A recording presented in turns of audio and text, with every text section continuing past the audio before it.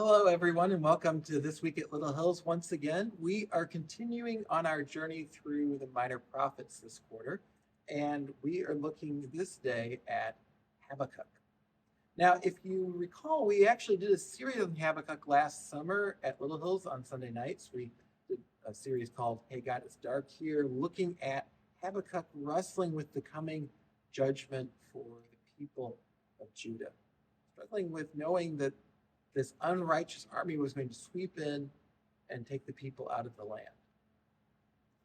In the midst of all that struggle that Habakkuk has and wrestling with trying to understand what God is doing, though, we come to one of the most beautiful verses in all the Old Testament. We read that in Habakkuk chapter 2, verse 4.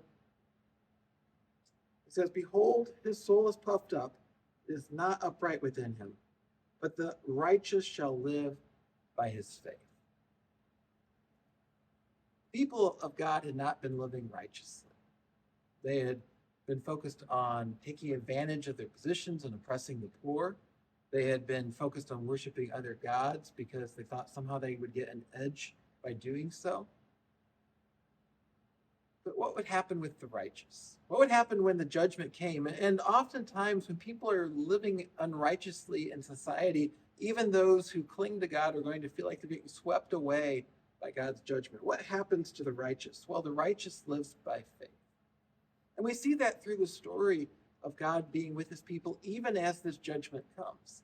Even as it would come, the righteous would cling to the truth of who God was and is, even when they were in Babylon. It didn't mean there wasn't consequence, natural consequence from sin that they experienced even as they sought to be faithful. What did it mean? God was with them. Now this term righteous, of course, is a challenging term because we're told throughout Scripture also that none of us are righteous. Habakkuk knew this.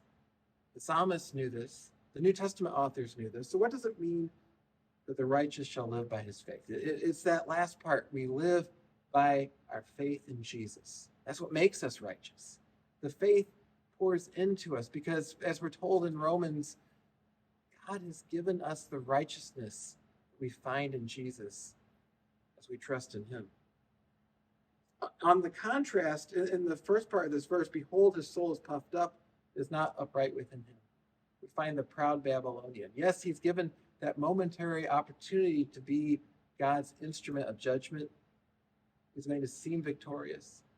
But he's puffed up in his own strength and not in God. And so even as judgment comes, he sees what judgment looks like because he's an instrument of it, but he doesn't turn to the Lord. How different from what the righteous person does.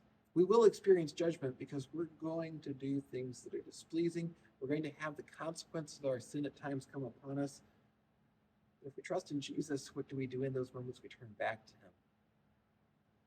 We've just started the season of Lent, and that's really what it's about. It's about a time as we look to Easter and the hope of the gospel and what Jesus has done in triumphing over death, that we take a little time and say, before we get to that celebration, let's actually reflect on our need not to be puffed up, not to be building ourselves up, but to come back to that basic gospel truth that the righteous live by faith, that it is in Jesus that we are righteous. We can use the next few weeks in that walk towards Easter to do that, to think about that, to trust more in him and not to find ways to puff ourselves up. How wonderful that is. And then may that become our practice all year long. Well, I hope this encouraged you today. If you haven't looked at Habakkuk in a while, I encourage you just read through it. It's a short little book, and it has so much encouragement in it that we can come to God with our questions. We find the hope of the gospel as we do. Hope you'll join us on Sunday. We have a brand new series we're starting called Wilderness, looking at the people of God and their struggles to follow their faithful God in faithfulness as they go through the Exodus story. I think it will be encouraging to all of us. It's at 5:30 that we have in-person and online worship on Sunday nights, and I hope to see you there. And hope to see you at some of the other things going on at Little Hills. There's so much going on, and I hope that you have a wonderful and blessed week. I'll see you again soon.